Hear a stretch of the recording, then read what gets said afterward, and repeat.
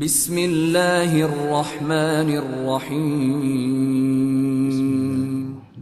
In the name of Allah, the Beneficent, the Merciful. رب اشرح لي صدري ويسر لي أمري واحلل عقدة من لساني يفقه قولي.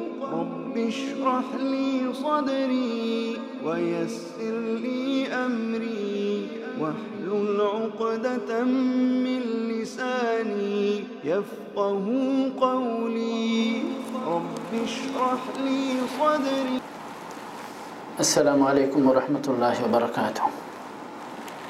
الحمد للہ رب العالمین والعاقبۃ للمتقین ولا عدوان الا علی الظالمین والصلاة والسلام علی اشرف الانبیاء وسید المرسلین نبینا محمد وعلى آلہ واصحابہ الطیبین الطاہرین ومن تبعهم بإحسان إلى يوم الدين وبعد.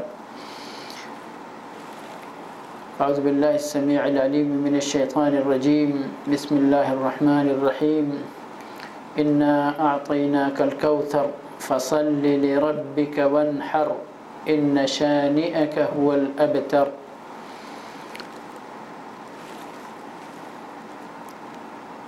رب اشرح لي صدري ويسر لي امري واحلل عقدة من لساني يفقهوا قولي. رب زدني علما رب زدني علما رب زدني علما. سبحانك لا علم لنا الا ما علمتنا انك انت العليم الحكيم. حمد و صلات کے بعد اللہ کا شکر احسان ہے کہ پروردگار نے ایک بار آپ سب کے سامنے حاضر ہونے کی توفیق دی. اور جیسا کہ پچھلے درس میں وعدہ کیا گیا تھا کہ آج کا یہ درس انشاءاللہ عید قرباں اور قربانی کے احکام اور مسائل کے تعلق سے رہے گا باذن اللہ تعالی. اللہ کی توفیق سے چند ضروری باتیں اس موضوع کے تعلق سے انشاءاللہ آپ کے سامنے عرض کی جائیں گی باذن اللہ تعالی. سب سے پہلے نمبر پر یہ دیکھنا ہے کہ اللہ رب العالمین نے ہم امت محمدیہ کے لیے اپنا فضل اور احسان کرتے ہوئے ہمیں عید الفطر اور عید الاضحیٰ منانے کی مشروعیت قرار دی ہے. اور بڑی مشہور حدیث ہے کہ اللہ کے نبی صلی اللہ علیہ وسلم جب مدینہ منورہ تشریف لائے تو آپ نے دیکھا یا آپ کے سامنے یہ بات آئی کہ لوگ زمانے جاہلیت سے ہی سال میں 2 بار ایک تہوار مناتے تھے. اس میں کھیل کود کرتے تھے, جائز و ناجائز ہر طرح کی تفریح اس میں کیا کرتے تھے,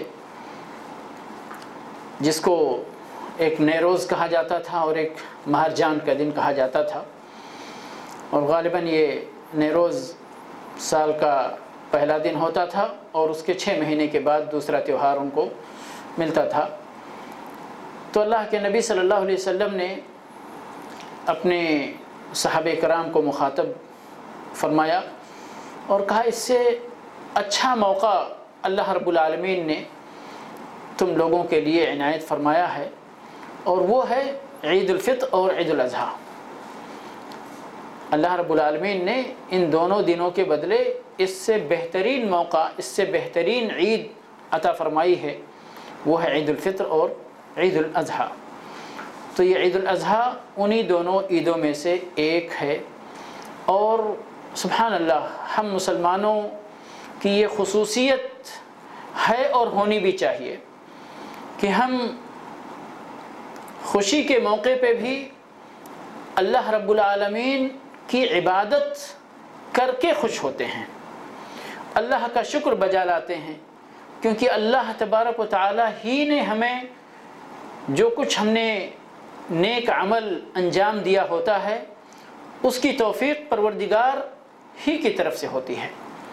عید الفطر ہم مناتے ہیں جب اللہ رب العالمین اپنے مسلمان بندوں کو ہم کو آپ کو رمضان کے مہینے کا روزہ مکمل کرنے کی توفیق عطا فرماتا ہے۔ اور یہاں بھی ہم یہ عید الاضحیٰ مناتے ہیں، عشر ذی الحجہ میں جو کچھ بھی میسر ہوتا ہے اللہ کی توفیق سے ہم نیکیاں کرتے ہیں۔ حاجی میدان عرفہ میں وقوف عرفہ کرتے ہیں اور دیگر حج کے ارکان اور واجبات ادا کرتے ہیں اللہ کی توفیق سے۔ اسی طرح سے دنیا کے باقی حصوں کے مسلمان اس دن میں اللہ کے شکرانے کے طور پر نماز بھی پڑھتے ہیں اور قربانیاں بھی کرتے ہیں، اور قربانیاں کر کے اللہ رب العالمین کے سامنے اس بات کا ثبوت پیش کرتے ہیں کہ اے پروردگار، ہم یہ قربانی دے رہے ہیں، یہ تو ایک جانور کی قربانی ہے۔ اے پروردگار، ہم تیرے ساتھ یہ عہد کرتے ہیں کہ اگر ہمیں ضرورت پڑی تو ہم ہر طرح کی قربانی، جان مال، ہر طرح کی قربانی ہم تیرے لیے دینے کو تیار ہیں۔ ورنہ یہ قربانی اگر صرف اسی طرح ایک جانور ذبح کرنے کا مسئلہ ہو، اس کی روح نکل جائے، اس کی معنویت ختم ہو جائے، اس کے اندر جو اطاعت شعاری کا جذبہ ہے وہ جذبہ نہ ہو، اس جذبے سے یہ عمل عاری ہو، تو اس کی وہ اہمیت نہیں ہوگی جو اہمیت قربانی کے جذبے کے ساتھ۔ دراصل اس کی اصل اور اس کی بنیاد کیا ہے آپ سب کو معلوم ہے کہ اللہ رب العالمین نے ابراہیم علیہ السلام کو چند آزمائشوں میں ڈالا تھا۔ انہی آزمائشوں میں سے ایک یہ بڑی آزمائش تھی کہ ایک تو اللہ رب العالمین نے بڑی عمر ہونے کے بعد اولاد عطا فرمائی تھی۔ حضرت اسماعیل علیہ السلام کی پیدائش ہوئی تھی، ولادت ہوئی تھی، اور جب وہ کچھ چلنے پھرنے کے لائق ہوئے، ان کے ساتھ دوڑنے بھاگنے کے لائق ہوئے، تو اللہ رب العالمین کی طرف سے اشارہ ہوا اور ابراہیم علیہ السلام نے خواب میں دیکھا کہ میں اپنے بیٹے اسماعیل کو ذبح کر رہا ہوں۔ ایک دن دیکھا، 2 دن دیکھا، 3 دن دیکھا، پھر اس کے بعد اپنے بیٹے کے سامنے اس خواب کو بیان کیا، اور باپ اور بیٹے کے درمیان جو گفتگو ہوئی ہے قرآن نے اس کا نقشہ کھینچا ہے۔ اس گفتگو کو ہر مسلمان کو پڑھنا چاہیے اور اپنے اندر اس کی معنویت کو پیدا کرنے کی کوشش کرنی چاہیے کہ ابراہیم علیہ السلام کی جذبہ قربانی دیکھیے اور سعادت مند بیٹے کی وفا شعاری اور باپ کی سعادت مندی اور حسن سلوک کا پیکر بن کر جو جواب دیا وہ دیکھیے۔ کہا ابا جان، اگر آپ کو لگتا ہے کہ اللہ کا یہی حکم ہے، آپ سے اللہ تبارک و تعالیٰ کا یہ مطالبہ ہے کہ آپ مجھے اللہ کی راہ میں ذبح کر دیں، تو میں اس کے لیے تیار ہوں۔ اور دونوں باپ بیٹے، ایک قربان کرنے جا رہا ہے اور ایک قربان ہونے جا رہا ہے۔ تو سبحان اللہ، اس کی اصل میں یہ عرض کر رہا تھا، میں اس تفصیل میں یہ واقعہ پورا آپ کے سامنے اس مختصر سے وقت میں نہیں رکھ سکتا ہوں، لیکن بات یہاں سے نکلی تھی کہ اس عید کی، عید الاضحیٰ کی یا قربانی کی جو اصل ہے، جو بنیاد ہے، وہ اسی واقعے پر اور اسی واقعے کے ساتھ اس کا تعلق ہے، اسی واقعے کے ساتھ اس کا ربط ہے، اور یہ ہے جذبہ قربانی۔ تو اگر اس جذبے سے یہ عبادت عاری ہو جائے تو میرے بھائی اس کے اندر یعنی وہ جان نہیں رہ جائے گی جس جان کی ضرورت ہے کہ اس کے اندر رہے۔ ورنہ تو اگر اس کے اندر خلوص نہ ہو، للہیت نہ ہو، وفاداری نہ ہو، قربانی کا جذبہ نہ ہو، تو اللہ رب العالمین نے بڑے واضح لفظوں میں ارشاد فرمایا ہے، لن ینال اللہ لحومها ولا دماؤها ولکن ینالہ التقوی منکم، کہ یہ قربانی، اس سے مراد صرف جانور کو ذبح کر کے خون بہا دینا نہیں ہے، بلکہ اللہ رب العالمین تو مسلمانوں کے دل کا تقوی دیکھنا چاہتا ہے کہ رب کا تقوی کتنا ہے۔ للہیت کتنی زیادہ ہے، اخلاص کتنا ہے۔ تو میرے عزیزوں میں یہ عرض کر رہا تھا کہ اس قربانی کی جان ہی یہی ہے کہ اس یعنی عید الاضحیٰ کی نماز اور اس عید کے موقع پر ہم جو قربانی پیش کرتے ہیں، اس قربانی کی مدعا کیا ہے کہ اس کے اندر اس کے ذریعے ہمارے اندر قربانی کا جذبہ جاگے، قربانی کا جذبہ پیدا ہو اللہ کی راہ میں۔ ہم یہ ایک رمز ہے، ایک اشارہ ہے کہ یہ جانور ذبح کر رہے ہیں، لیکن ضرورت پڑے تو اس سے بھی جتنی بڑی قربانی کی ضرورت پڑے گی ہم اللہ کی راہ میں دینے کو تیار ہیں۔ تو میرے بھائی اور دوستو، میں یہ عرض کر رہا تھا کہ اللہ رب العالمین نے ہم مسلمانوں کے اوپر یہ عنایت فرمائی ہے، یہ نوازش فرمائی ہے کہ اللہ رب العالمین نے ہمیں سال میں 2 بار عید منانے کا، خوشی منانے کا موقع دیا ہے، جس میں ہم جائز خوشی مناتے ہیں اور ہر طرح کے وہ کام کرتے ہیں جس سے ہمیں تفریح بھی ہو، ہمیں خوشی بھی ملے، شادمانی بھی ہو، اور ہمارے اللہ کو راضی کرنے کا ایک ذریعہ بھی ہمیں اس کے اندر ملتا ہے کہ ہم قربانی کرتے ہیں، نماز پڑھتے ہیں، شکرانہ ادا کرتے ہیں رب العالمین کے سامنے۔ ہم ان سارے کاموں کو اخلاص کے ساتھ ادا کریں تو یہ ہماری ایک تفریح کا ذریعہ بھی ہے اور ہماری عبادت بھی ہے، رب کو راضی کرنے کا ذریعہ بھی ہے۔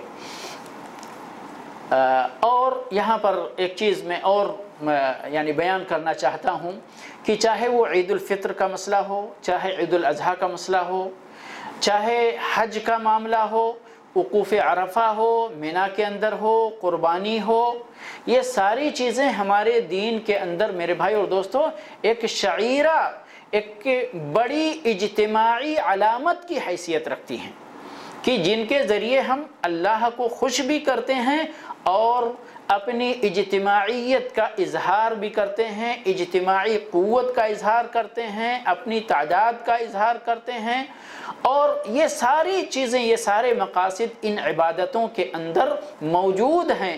اللہ رب العالمین نے ارشاد فرمایا ہے ذَلِكَ وَمَنْ يُعَظِّمْ شَعَائِرَ اللَّهِ فَإِنَّهَا مِنْ تَقْوَى الْقُلُوبِ۔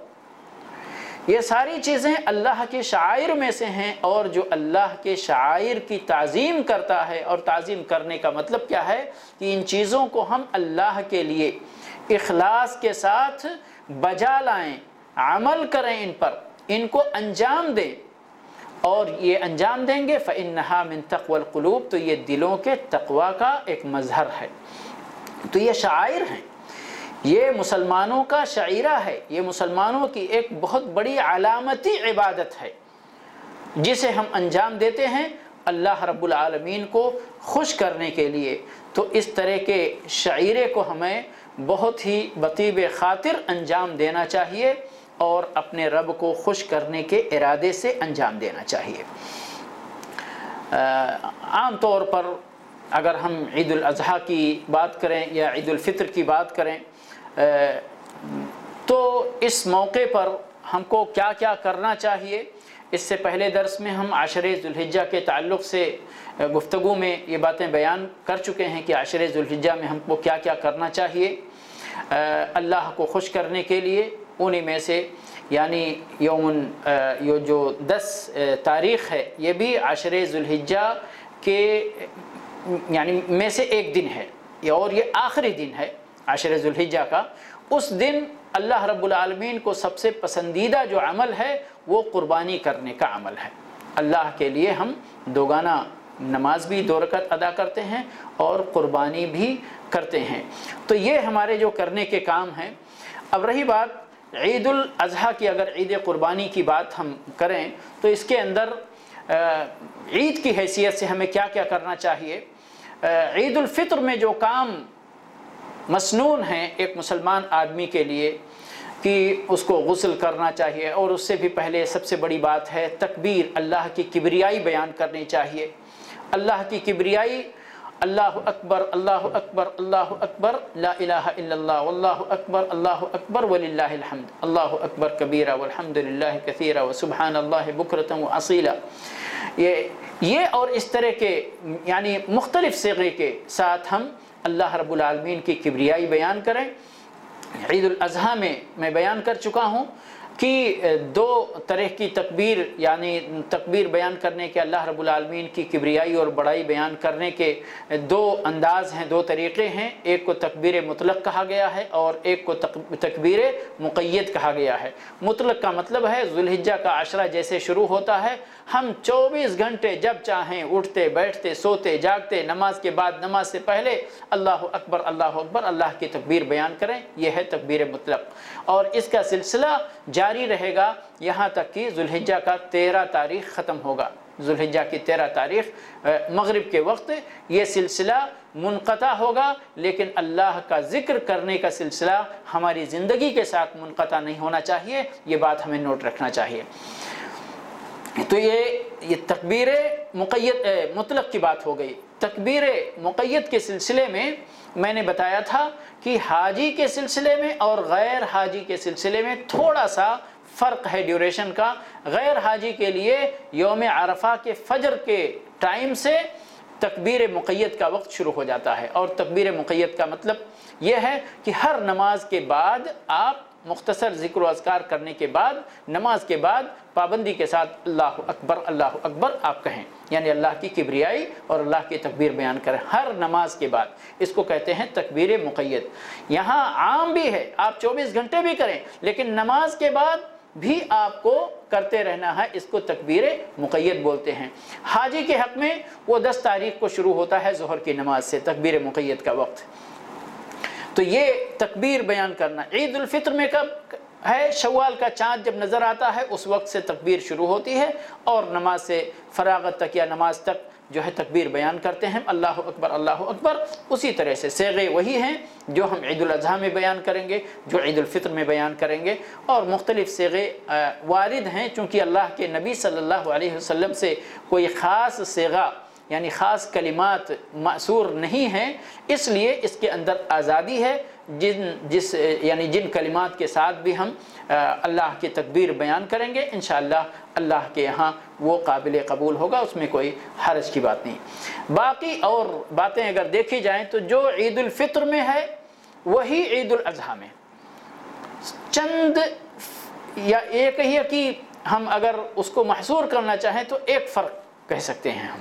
باقی ساری چیزیں ہم کو غسل کرنا، خوشبو لگانا، اچھے سے اچھے کپڑے پہننا، یہ ساری چیزیں، اس کے بعد خواتین کو بھی عیدگاہ لے کر جانا، اس کی بڑی تاکید آئی ہے اور اس تاکید کو ہمیں سمجھنا چاہیے۔ ام عطیہ رضی اللہ تعالی عنہا فرماتی ہیں کہ اللہ کے نبی صلی اللہ علیہ وسلم نے ہمیں حکم دیا تھا کہ عید الفطر کے اندر اور عید الاضحیٰ کے اندر دونوں کے اندر ہم سبھی خواتین کو، یہاں تک کہ ان کنواری بچیوں کو جو اپنے حجرے میں رہتی ہیں، عربوں کا ایک طریقہ تھا ان کی حیا کے پیش نظر کہ جب بچی بلوغت کے حد کو پہنچ جاتی تھی، جب تک اس کی شادی نہیں ہوتی تھی، جب تک اس کو گھر کے یعنی ایک بہت ہی باپردہ علاقے کے اندر اس کو رکھا جاتا تھا اور وہ وہاں پر رہتی تھی، یہاں تک کہ حیض والی خواتین کو بھی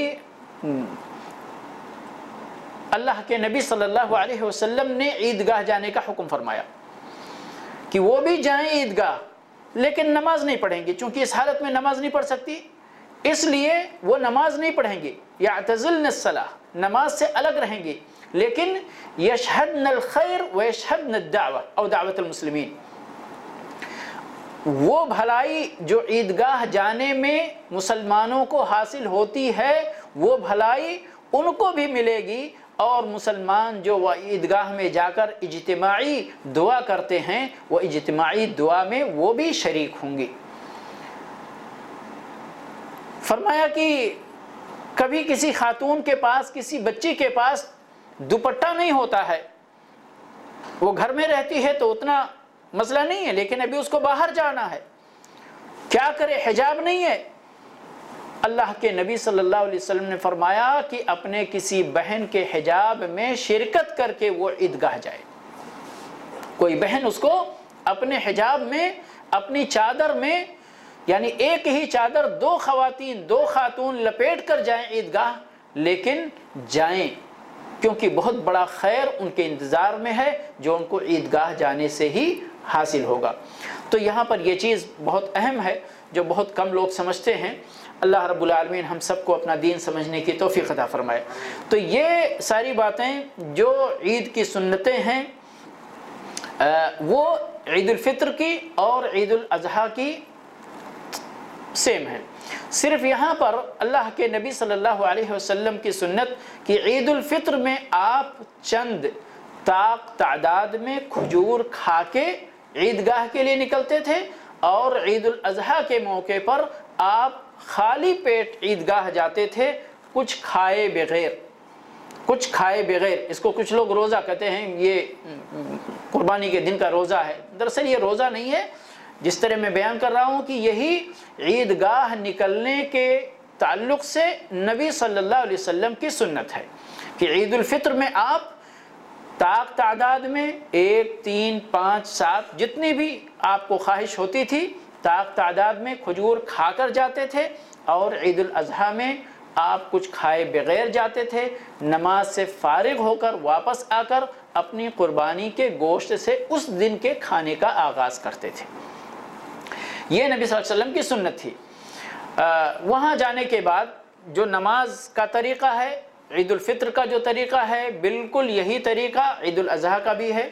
اگر آپ میدان میں نماز پڑھ رہے ہیں، کوئی اذان نہیں، کوئی اقامت نہیں، اس سے پہلے کوئی سنت نہیں، کوئی تحیہ نہیں، کوئی نفل نماز نہیں، ڈائریکٹ دو رکعتیں نماز شروع کریں گے، جس میں پہلی رکعت کے اندر 7 تکبیرات زوائد ہیں، دوسری رکعت کے اندر 5 تکبیرات زوائد ہیں، اور اس کے بعد سبح اسم ربک الاعلیٰ پہلی رکعت کے اندر، اور هل اتاک حدیث الغاشیہ دوسری رکعت کے اندر۔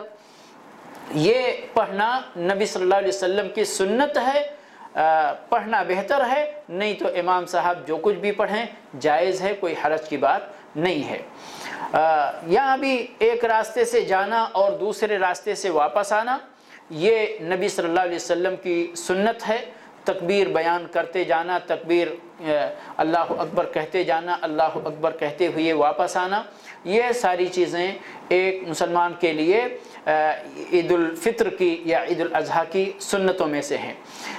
یہاں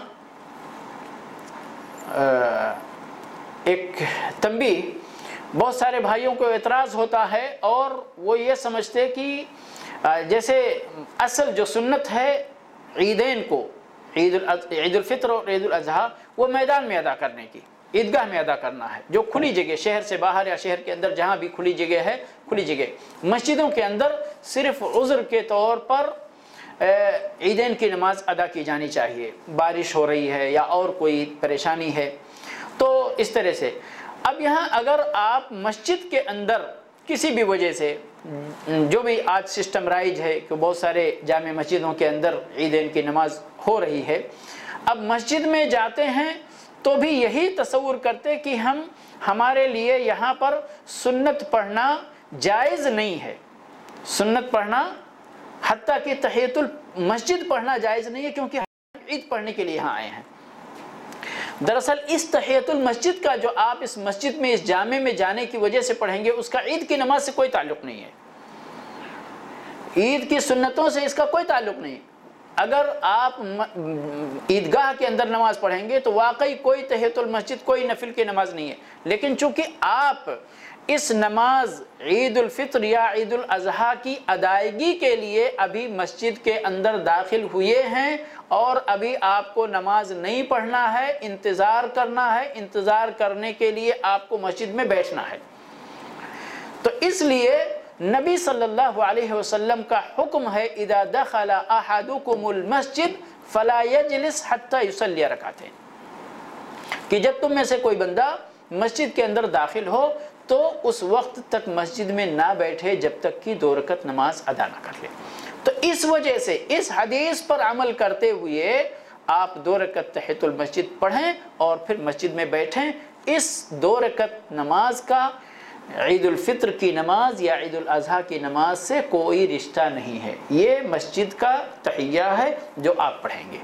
اگر آپ میدان میں جا رہے ہیں تو یقیناً وہاں پر کوئی نفل نماز نہیں ہے، نہ اذان ہے نہ اقامت ہے۔ پہلے 2 رکعت نماز پڑھنا ہے، پھر اس کے بعد امام صاحب خطبہ دیں گے، خطبہ 2 خطبے دیں گے، پہلا بالکل جمعہ کی طرح سے، اور ایک خطبہ بھی بعض روایتوں سے ثابت ہے تو کوئی مسئلہ نہیں ہے، 1 خطبہ 2 خطبہ جو بھی ہوتا ہے۔ خطبہ سننے کے لیے بیٹھنا چاہیے، لیکن اگر کوئی نکلنا چاہ رہا ہے، اس کو کوئی حاجت ہے تو اس میں بھی کوئی حرج کی بات نہیں ہے، بندہ نکل سکتا ہے۔ لیکن یہاں جمعے کی طرح نہیں ہے معاملہ کہ پہلے خطبہ بعد میں نماز، یہاں نماز پہلے ہے خطبہ بعد میں ہے کسی بھی حال میں، یہی نبی صلی اللہ علیہ وسلم کی سنت ہے۔ عید الفطر اور عید الاضحیٰ کی نماز کا جو وقت ہے سورج نکلنے کے بعد 1 نیزے کے برابر، یعنی ہمارے یہاں جو لاٹھی ہوتی ہے 5-6 فٹ کی، وہی نیزے کا سائز بھی ہوتا ہے تقریباً، اتنا سورج اوپر آ جائے، اس وقت سے نماز عید الفطر یا عید الاضحیٰ کا وقت شروع ہوتا ہے، اور زوال ختم ہونے تک یعنی ظہر کا ٹائم ہونے تک یہ وقت رہتا ہے۔ لیکن نبی صلی اللہ علیہ وسلم کی سنت جلدی پڑھنے کی ہے، نبی صلی اللہ علیہ وسلم کی سنت ان دونوں نمازوں کو جلدی پڑھنے کی ہے۔ تو یہ چند باتیں ہو گئیں جو نماز کے تعلق سے ہے۔ اب نماز کے بعد بندہ فارغ ہو کر قربانی کا نمبر آتا ہے کہ وہ قربانی کرے گا۔ قربانی کے چند احکام یا قربانی کے تعلق سے چند باتیں عرض کرنا ضروری ہیں۔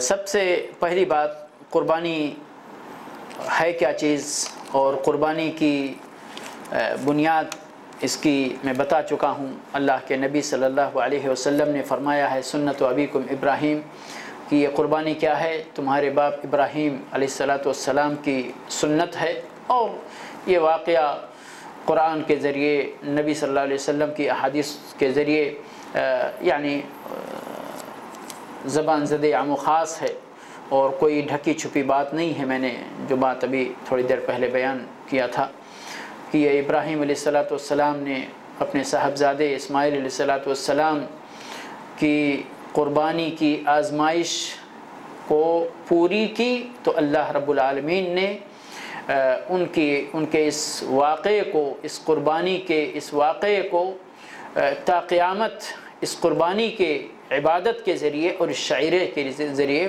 زندہ و آباد کر دیا۔ قربانی کیا ہے؟ کہتے ہیں مخصوص جانور کو خاص دن کے اندر اللہ سے تقرب حاصل کرنے کے لیے، اللہ کی قربت حاصل کرنے کے لیے بحیثیت عبادت ذبح کرنا، یہی قربانی ہے۔ مخصوص جانور سے مراد یہاں وہ جانور جن کی قربانی جائز ہے، وہ اونٹ ہیں، گائے ہے اور بکرے، ان کی ساری قسمیں۔ کوئی بندہ اگر گھوڑے کی قربانی کرنا چاہے تو نہیں کر سکتا ہے، مرغی کی قربانی کرنا چاہے نہیں کر سکتا، کسی اور چیز کی بھی جو معقول اللحم چیزیں ہی کیوں نہ ہوں، لیکن نیل گائے پکڑ کر لائے اور ہرن پکڑ کر لائے اور بولے میں اس کی قربانی کروں گا، نہیں کر سکتا ہے۔ تو یہ مخصوص دن کا مطلب یوم النحر سے شروع ہوتا ہے اور 13 ذوالحجہ ایام تشریق جن کو کہتے ہیں، ایام تشریق تک ان کو ذبح کر سکتا ہے۔ اگر ان دنوں میں بندہ عقیقہ کرے یا اس کی شادی کرے، لوگوں کو گوشت کھلانے کے لیے قربانی کی نیت سے نہیں، انہی جانوروں کو صرف گوشت حاصل کرنے کی نیت سے ذبح کرے تو یہ قربانی نہیں ہے۔ تو اس لیے قربانی میں ضروری ہے کہ مخصوص جانور جو شریعت نے جس کی اجازت دی ہے، مخصوص دن ہو یوم النحر سے لے کر ایام تشریق کے آخری دن تک۔ اور نیت کیا ہے یہاں پر؟ قربانی کی نیت ہے، اللہ سے قربت کی نیت ہے، تقرب الی اللہ کی نیت ہے۔ اس کی مشروعیت کے سلسلے میں قرآن کی آیت بھی ہے۔ انا اعطینا کے اندر جو میں نے پڑھی حمد و صلات کے بعد، اللہ رب العالمین نے ارشاد فرمایا فصل لربک وانحر، اپنے رب کے لیے نماز پڑھو اور قربانی کرو۔ اب اس نماز سے کیا مراد ہے؟ مفسرین نے کسی نے فجر کی نماز مراد لی ہے، کسی نے پورے فریضے مراد لی ہے، اور ایک قول مفسرین کا یہ بھی ہے کہ اس سے مراد عید الاضحیٰ کی نماز ہے، جو ہم عید الاضحیٰ کی نماز پڑھتے ہیں۔ اور دونوں کی مناسبت ہے کہ اللہ رب العالمین یہاں حکم دے رہا ہے کہ عید الاضحیٰ کی نماز پڑھو اور قربانی کرو، یعنی پہلے نماز پڑھو پھر قربانی کرو۔ ترتیب بھی وہی ہے جو اس آیت کے اندر بیان کی گئی ہے۔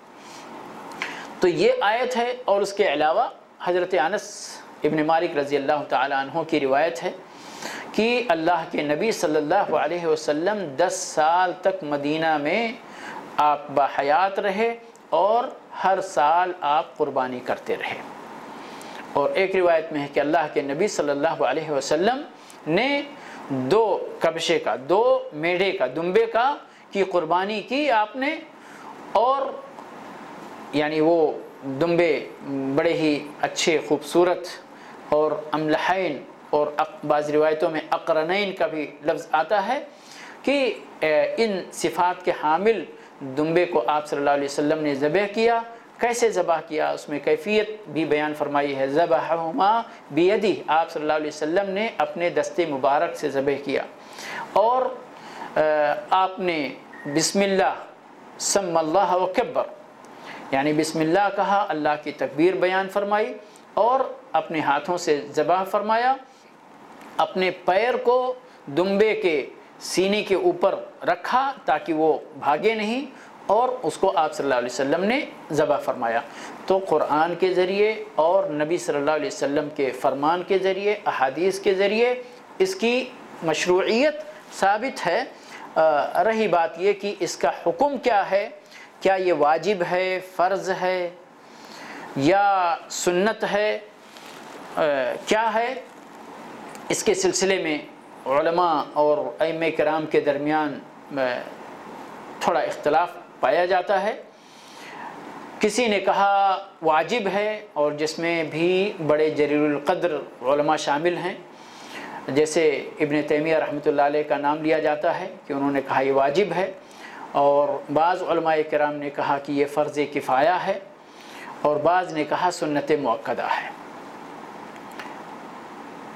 یہ اختلافی بات اپنی جگہ، لیکن میں نے جو بات شروع میں عرض کی تھی کہ یہ قربانیاں چاہے فرض کفایہ ہوں، چاہے سنت مؤکدہ ہوں یا واجب ہوں، ان چیزوں سے پہلے یہ مسلمانوں کے لیے ایک شعیرہ ہے، ایک شعیرہ ہے، ایک مسلمانوں کی علامتی عبادت ہے، علامتی عبادت ہے، مسلمانوں کے اسلام اور قربانی کے جذبے کی نشانی اور علامت کی حامل عبادت ہے۔ اس لیے اس کی اہمیت اس سے قطع نظر کہ یہ سنت مؤکدہ ہے یا کہ فرض کفایہ ہے یا واجب ہے، اپنی جگہ مسلم ہے، اور ہر بندے کو حسب استطاعت اس چیز کی کوشش کرنی چاہیے۔ اگر اللہ نے طاقت دی ہے تو اس کو قربانی کرنی چاہیے۔ یہ نہیں سوچنا چاہیے کہ سنت مؤکدہ ہے، کیا تو کیا، نہیں کیا تو بھی کوئی بات نہیں ہے، سنت ہے صرف، نہیں۔ چونکہ اللہ کے نبی صلی اللہ علیہ وسلم، اور آپ غور کریں کہ اللہ کے نبی صلی اللہ علیہ وسلم جب مدینہ میں آئے، آپ کے پاس شروع کے سالوں میں اتنی استطاعت بھی نہیں ہوا کرتی تھی، لیکن پھر بھی حضرت انس رضی اللہ تعالی عنہ کی اس روایت سے یہ ثابت ہوتا ہے کہ آپ صلی اللہ علیہ وسلم 10 سالوں تک قربانی کرتے رہے۔ اس کا مطلب آپ صلی اللہ علیہ وسلم کو یہ حرص تھی کہ قربانی کرنا چاہیے۔ تو اس لیے ہم سارے مسلمانوں کو اس دن قربانی کرنے کا اہتمام کرنا چاہیے۔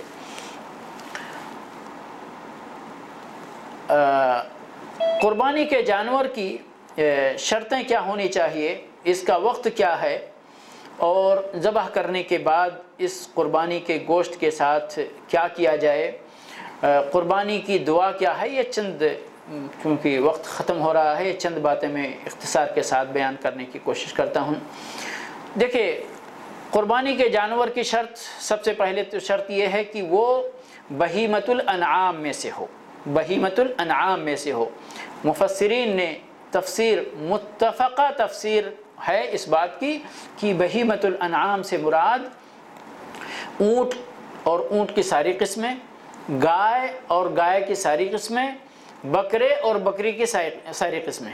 ایک نسل ہے، ایک اس کو فصیلہ کہتے ہیں، اس کی ساری نسلیں اس کے اندر داخل ہیں۔ تو یہ سب سے پہلی شرط یہ ہے کہ بہیمۃ الانعام ہونا چاہیے۔ جیسے میں نے کہا کہ اگر کوئی گھوڑا لا کر ذبح کرنا چاہے، سے قطع نظر کہ گھوڑا کھانا جائز ہے یا نہیں جائز ہے، وہ ایک الگ مسئلہ ہے، لیکن ایک قیمتی جانور ہے، اگر کوئی کہے نہیں یہ تو بکرے سے زیادہ قیمتی ہے، میں اس کی قربانی دینا چاہوں گا، تو شریعت کا جواب اس کو ہے کہ آپ اس گھوڑے کی قربانی نہیں دے سکتے، کیونکہ اللہ رب العالمین نے آپ سے بہیمۃ الانعام کی قربانی طلب کی ہے، گھوڑے کی قربانی طلب نہیں کی ہے۔ اس کے بعد یہ ہے کہ اس کی جو معتبر عمر ہے وہ عمر ہونی چاہیے قربانی کے جانور کی، اور وہ معتبر عمر دانتا ہونا چاہیے، ٹھیک ہے۔ اب وہ دانت کی جو عمر ہے ان تمام جانوروں کے اعتبار سے الگ الگ عمر ہے۔ اونٹ کی عمر 5 سال کی ہے، گائے کا بچڑا یا جو گائے ہے وہ 2 سال میں اس کے دانت نکلتے ہیں، اور وہ دانت نکلنے سے مراد وہ نہیں جو پہلا دانت نکلتا ہے، ہمارے یہاں جیسے ہماری زبان میں بولتے ہیں یہ دودھ کا دانت ہے، اس کے بعد جو ہے دوسرا دانت آتا ہے، تو اس طرح جانوروں میں بھی سسٹم ہوتا ہے۔ تو دوسرے دانت کی بات کی جاتی ہے کہ وہ مسنہ ہو۔ اب مسنہ سے ایک بڑی لمبی چوڑی بحث علماء کے درمیان کی گئی ہے کہ مسنہ سے مراد کیا ہے، 1 سال کا ہو یا کہ دانت ہو، تو صحیح بات یہ ہے کہ دانت ہونی چاہیے، اور دانت کی عمر جو ہے گائے کے اندر 2 سال ہے، بکرے کے اندر 1 سال سے اوپر۔ اب وہ 1 سال کسی بکرے کو ہو سکتا ہے 13 مہینے میں دانت آ جائے، کسی کو 14 میں آئے، کسی کو 15 میں آئے۔ تو جب آپ اپنا معیار بنا لیں گے کہ ہم کو دانتا بکرا ہی لینا ہے، تو اس کی عمر آپ 1 مہینے یا 15 دن کے کم بیشی میں آپ نہیں پڑیں گے، دیکھیں گے دانت ہے تو مسئلہ ختم ہو جائے گا آپ کا۔ تو یہ عمر ہونی چاہیے، اور یعنی یہ ضروری ایک شرط ہے، ضروری ہے جانوروں کے اندر، یہ شرط ضروری ہے۔ اس کے بعد سب سے تیسری جو اہم شرط ہے کہ قربانی کا جانور عیوب سے خالی ہونا چاہیے، اس کے اندر عیب نہیں ہونا چاہیے۔ اور عیوب کیا چیزیں زیادہ عیب کی باتیں ہیں؟ لنگڑا نہ ہو، اندھا یا یہ کہیے کانا نہ ہو، جس کی ایک جانور کی ایک آنکھ خراب ہو، ایسا نہ ہو، بلکہ دونوں آنکھیں سلیم ہوں، چاروں پیر اس کے صحیح سالم ہوں، اور یہاں تک کہ ایک حدیث میں ایسا ہے، اسی حدیث میں جس میں اللہ کے نبی صلی اللہ علیہ وسلم نے بیان فرمایا ہے کہ دبلا پتلا بھی اتنا نہ ہو کہ اس میں یعنی پتہ نہ چلے کہ اس کے چمڑے اور ہڈی کے بیچ میں کچھ گوشت ہے یا نہیں ہے، ایسا بھی نہیں ہونا چاہیے۔ یہ تیسری شرط ہے، یعنی تیسرا عیب ہے جو حدیث میں بیان کیا گیا۔ اور چوتھا ہے کہ بیمار نہ ہو، یعنی جس وقت آپ ذبح کرنے جا رہے ہیں وہ صحت مند جانور ہو، بکرا ہو، گائے ہو، اونٹ ہو، جو کچھ بھی ہو، لیکن صحت مند ہو۔ حدیث کے الفاظ ہیں، اللہ کے نبی صلی اللہ علیہ وسلم نے ارشاد فرمایا کہ قربانی کے جانور میں 4 عیب ایسے ہیں کہ ان عیوب کے رہتے ہوئے قربانی یعنی اس جانور کی قربانی جائز نہیں۔ لا تجزئ یا لا تجوز، یعنی یہ کفایت نہیں کرے گی، اجزا نہیں ہوگا، یعنی اگر کوئی بندہ ان عیوب کے رہتے ہوئے کسی جانور کو ذبح کر دے تو اس کی یہ قربانی نہیں مانی جائے گی، باطل مانی جائے گی قربانی۔ کیا کیا ہے؟ سب سے پہلی چیز ہے العرجا، جسے اعرج کے معنی لنگڑے کے ہوتے ہیں، اور عرجا یہ وہ بکری یا وہ گائے جو کچھ بھی آپ ذبح کرنے جا رہے ہیں اس کے اندر لنگڑا پن نہ ہو۔ کتنا لنگڑا پن کہ دیکھنے سے ہی پتہ چل جائے کہ ہاں یہ جانور لنگڑا ہے۔ البین عرجھا، واضح ہو اس کا لنگڑا پن۔ اگر تھوڑا بہت ہے اتنا معمولی کہ آپ کو پتہ نہیں چلتا ہے، بہت باریکی سے آپ دیکھیں گے، مطالعہ کریں گے، یا جو اس جانور کا مالک ہے صرف اس کو معلوم ہے کہ کبھی اس کو چوٹ لگی تھی یا کچھ ہے، اس کی وجہ سے اس کے پیر میں تھوڑی کمی ہے، تو وہ مراد نہیں ہے۔ لیکن العرجاء البین عرجها، جس کا لنگڑا پن واضح ہو، اور اسی طرح سے والعوراء، اور وہ کانا جانور، البین عورها، جس کا کانا پن واضح ہو، صاف ظاہر ہو، والمریضۃ، وہ بیمار جانور جس کی بیماری واضح ہو، ظاہر ہو، اور عجفاء التی لا تنقی، یعنی اتنی دبلی پتلی بکری یا اتنا دبلا پتلا کوئی بھی جانور جس کے پاس گوشت ہو ہی نہ، تو ایسے جانور کو ذبح نہیں کرنا چاہیے۔ اب یہ تو چار چیزیں، چار عیوب اس حدیث کے اندر اکٹھا بیان کیے گئے۔ اس کو سامنے رکھتے ہوئے ایک چیز آپ کو یعنی بیان کرنا چاہتا ہوں کہ یہ عیب اگر اس سے زیادہ عیب پایا جائے تو آپ یہ نہ کہیں چونکہ اس سے زیادہ عیب کا ذکر حدیث میں نہیں ہے اس لیے ہم وہ کر سکتے ہیں، نہیں، جب اتنا عیب بھی شریعت کے اندر برداشت نہیں کیا گیا ہے تو اس سے زیادہ عیب بدرجہ اولا قابل قبول نہیں ہوگا۔ مثال کے طور پر اعور کہتے ہیں ایک آنکھ جس کی خراب ہو، اب جس جانور کی دونوں آنکھیں خراب ہوں، اندھی ہی ہو، اس کی قربانی جائز ہے؟ نہیں۔ اور اسی پر قیاس کرتے ہوئے جس کی دونوں سینگیں ٹوٹی ہوئی ہیں، دونوں کان کٹے ہوئے ہیں، دم کٹی ہوئی ہے، دونوں پیر خراب ہیں، یہ سارے جانور کے اندر یہ وہ عیب ہوگا جو یعنی قربانی کے اس جانور کو معیوب کر دے گا اور اس کی قربانی قابل قبول نہیں ہوگی۔ تو یہ یعنی جو اس کے سلسلے میں عیب کی بات کی گئی ہے، تو یہ عیب نہیں ہونے چاہیے اس جانور کے اندر۔ اس کے بعد ذبح کرنے کے وقت کا مسئلہ ہے کہ کب ذبح کیا جائے۔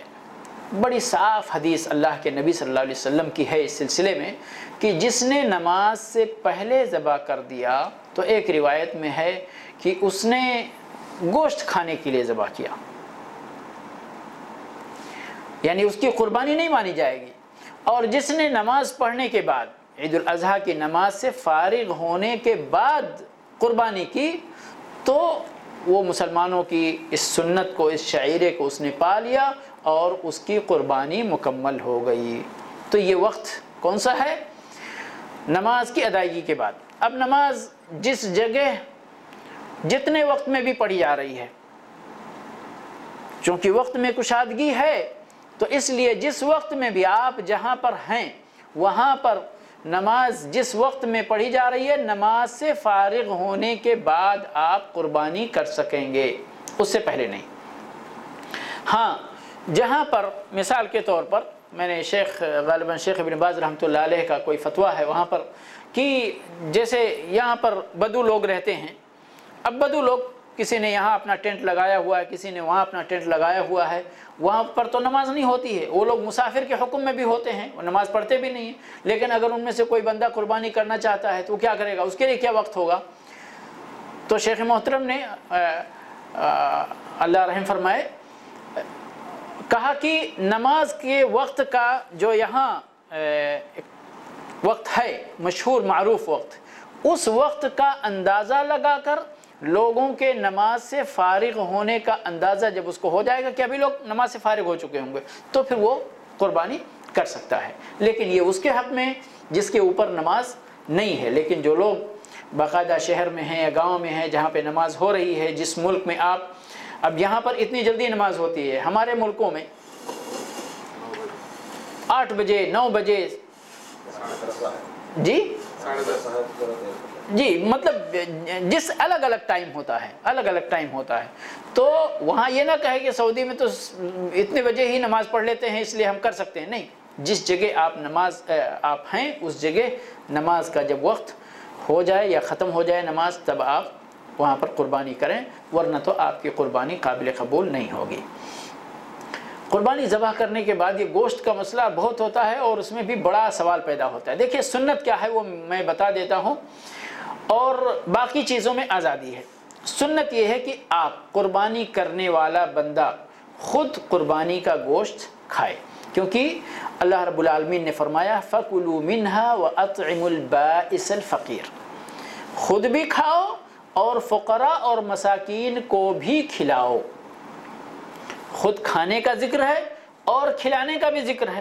ٹھیک ہے، یہ اللہ رب العالمین کی تعلیم ہے قربانی کرنے والے بندے کے لیے. ٹھیک ہے، کھانا بھی ہے.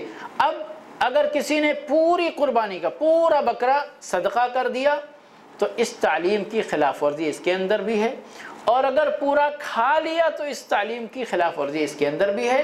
لیکن اگر ہم آتے ہیں نبی صلی اللہ علیہ وسلم کے فرامین کی طرف تو یہاں یعنی دونوں باتوں کی اجازت آپ کو مل سکتی ہے. چاہیں تو آپ پورا صدقہ بھی کر سکتے ہیں اور چاہیں تو پورا کھا بھی سکتے ہیں. شروع دور کا معاملہ یہ تھا کہ اللہ کے نبی صلی اللہ علیہ وسلم نے قربانی کے گوشت 3 دن سے زیادہ گھر میں رکھنے سے منع فرمایا تھا.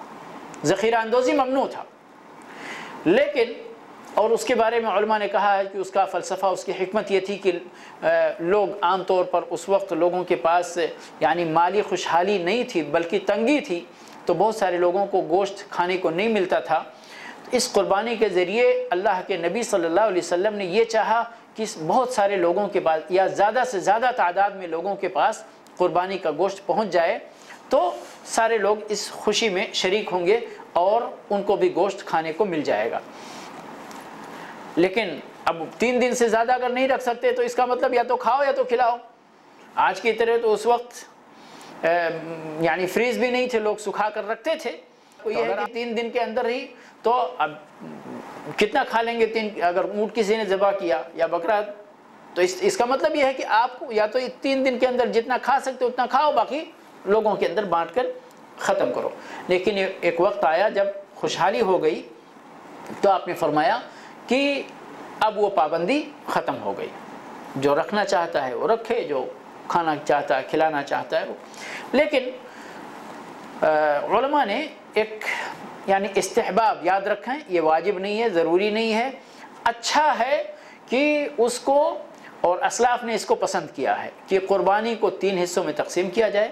ایک حصہ خود کھایا جائے، ایک حصہ اپنے پڑوسی، رشتہ دار، اعزاء، اقربا میں تقسیم کیا جائے، اور ایک حصہ فقراء میں تقسیم کیا جائے. لیکن یاد رکھیں یہ ضروری نہیں ہے، یہ ضروری نہیں ہے.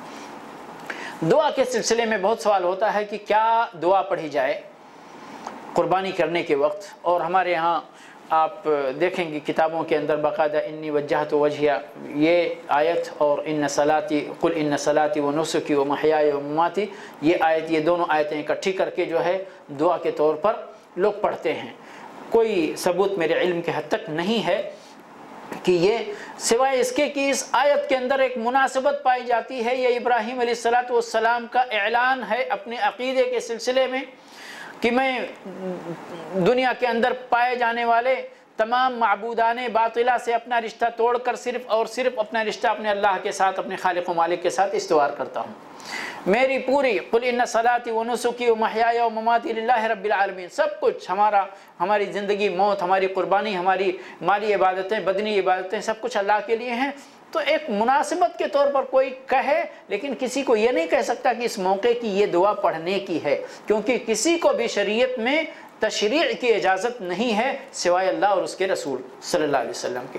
تو اگر کوئی دعا ثابت ہوتی تو اس طرح سے ہم کسی کو بیان کر سکتے تھے کہ ہاں اس وقت پڑھنے کی یہ دعا ہے، چونکہ اس طرح کچھ ثابت نہیں ہے. نبی صلی اللہ علیہ وسلم کے بارے میں کیا ثابت ہے کہ آپ صلی اللہ علیہ وسلم نے بسم اللہ کیا ہے، اللہ اکبر کہا ہے، اور کیا کہا ہے؟ فرمایا اللہم تقبل من محمد و آل محمد، اے اللہ اس کو تو محمد صلی اللہ علیہ وسلم کی طرف سے اور ان کے گھر والوں کی طرف سے قبول فرما، ومن امت محمد. تو یہ امت محمد والی بات جو ہے وہ نبی صلی اللہ علیہ وسلم کے لیے خاص ہے. آپ امت کے بہی خواہ تھے، خیر خواہ تھے، رسول تھے، نبی تھے. لیکن ایک اثر کے اندر آتا ہے کہ اللہ کے نبی صلی اللہ علیہ وسلم کے زمانے میں ایک قربانی ایک آدمی اور اس کے گھر والوں کی طرف سے کافی ہوتی تھی. تو آپ اس طرح کہہ سکتے ہیں اے اللہ اللہم تقبل منی ومن اہل بیتی، اے اللہ اس قربانی کو میری طرف سے اور میرے گھر والوں کی طرف سے قبول فرما. پھر آپ بسم اللہ اور اللہ اکبر کہہ کر ذبح کریں گے. اس کے علاوہ کوئی دعا اللہ کے نبی صلی اللہ علیہ وسلم سے ثابت نہیں ہے. اللہ رب العالمین سے دعا ہے کہ پروردگار ہمیں توفیق عطا فرمائے کہ ہم ساری عبادتوں کو، مالی عبادت، بدنی عبادت اللہ کے لیے خالص رکھیں اور اللہ کی رضا اور خوشنودی کے لیے انہیں انجام دیں. وآخر دعوانا ان الحمدللہ رب العالمین وصلی اللہ علی نبینا محمد وعلی آلہ واصحابہ اجمعین. ويسر لي أمري واحلل عقدة من لساني يفقه قولي رب اشرح لي صدري ويسر لي أمري واحلل عقدة من لساني يفقه قولي رب اشرح لي صدري ويسر لي أمري واحلل عقدة من لساني يفقه قولي رب اشرح لي صدري ويسر لي أمري واحلل عقدة من لساني يفقه قولي